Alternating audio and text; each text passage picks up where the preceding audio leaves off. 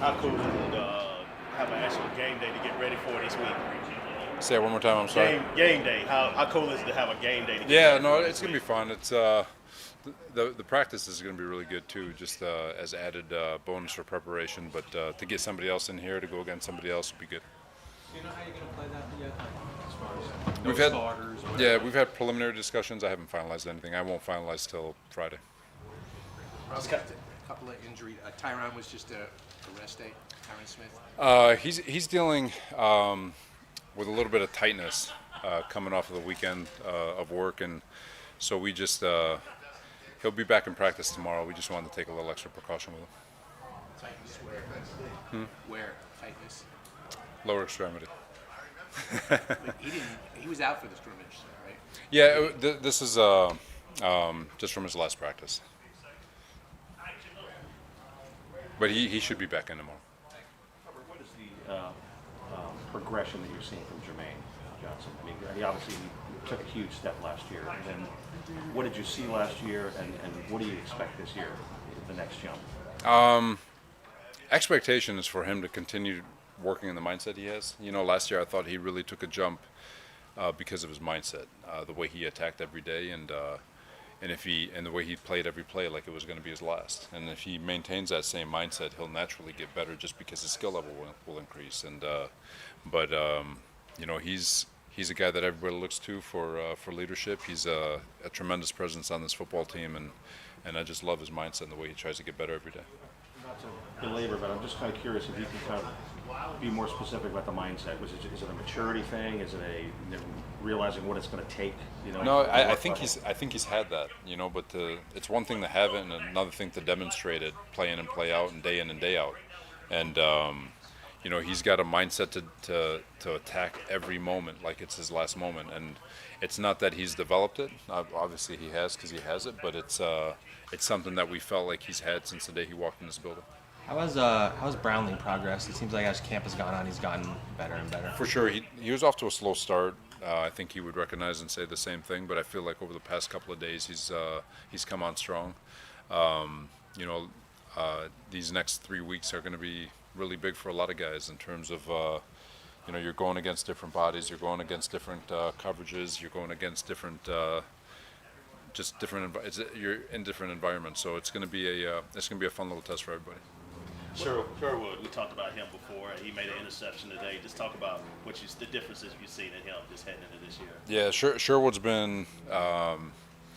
He's one of those ones where, you know, if you're Coach Rutenberg, you're talking about that one for a long time. You know, he came in here, he was drafted as a safety in day 3, and knowing that you know, pour our heart and soul into him and help him become a linebacker. And every single year, you know, he had the Achilles tear, and every single year he's gotten better and better and better. He's increased his weight, his IQ, his speed, his strength. His mindset, just like Jermaine, it is a mindset to get better day in and day out. And but this dude, he's a hell of a linebacker. With Sauce, you've said, you know, he needs to get the ball more this year. Other than that, is there, like, what do you see next for him? You know what? He's already demonstrated it, but being more vocal as a leader, being more vocal in the DB room, and with regards to what our standard, and not only upholding our standard, but making sure that he's constantly talking about it with the young guys and holding each other accountable. You know, the turnovers will come, but and his play style, his play demeanor, everything is elite. It's taking it to the next level and getting everybody on his page. And making sure that the standard of the defense is always high. In your coaching career, can you recall a similar situation like with Sauce, a player who hit that quickly, who just came into the league and boom? From a DB perspective, or just Defense, maybe a defense. I've been fortunate. You know, I think I've been on staffs that have coached 1, 2, 3, 4. I think 5 defensive rookie of the years, maybe 6. Huh? That's a humble brag. Little humble brag.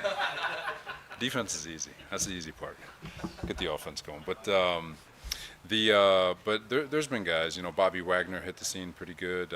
Nick Bosa, obviously. Fred Warner came in as I think he played nickel in college, and you see how quickly he evolved.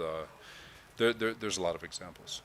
With Robert, you guys have said you're just going to use him at left for now.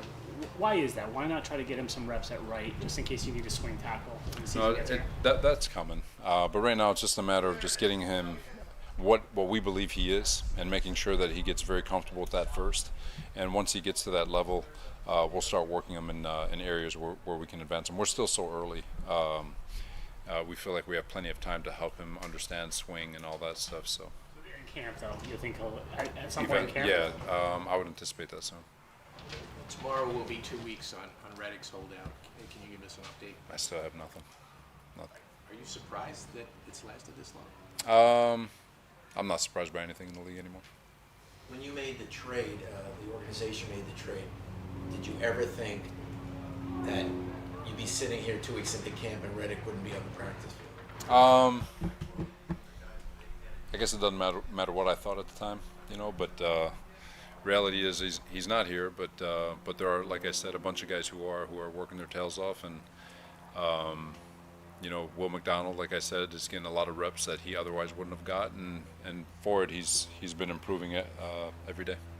Even though Reddick is obviously a very experienced player, does there come a point where if he's not in camp, it's going to impact the kind of role or playing time he's going to have in the regular season, even just his conditioning? I don't know, because there's examples of players who, like Aaron Donald, Chris Jones a couple of years ago didn't show up till week 1, and they did just fine. So, when you get to that stage in your career, I don't have the right answer for you on that one.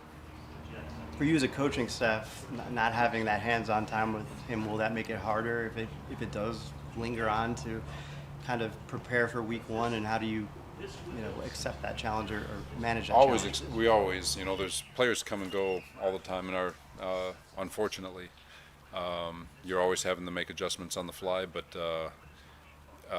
I'll say it again, it's not the easiest position, but the last position that I'm worried about getting caught up to speed. Robert, with training camps obviously changed a lot. We've talked about no 2-a-days and stuff, but what about we don't see one-on-one O-line, D-line drills much anymore, 9-on-7, goal line. Is that stuff a thing of the past? Is that stuff you still consider doing? There's some teams who do it still.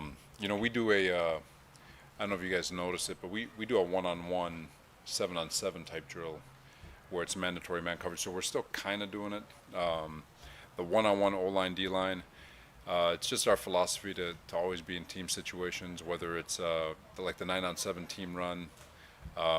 Would rather it be in a team run play action pass period. So you've got to play it honest and play everything like a game to be more game-like experience.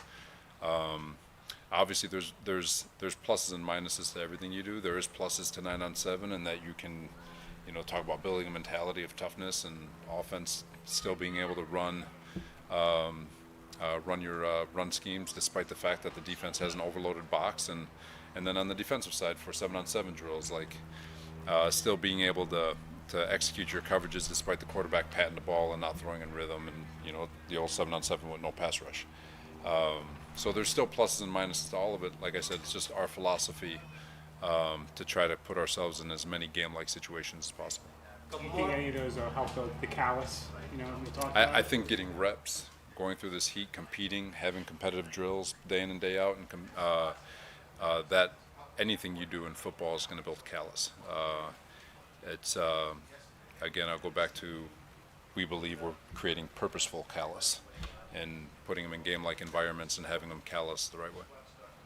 Do you think that one-on-one O-line, D-line drill is a little overrated from the standpoint that it would kind of favors, you would think, the pass rusher because they don't have to honor the run?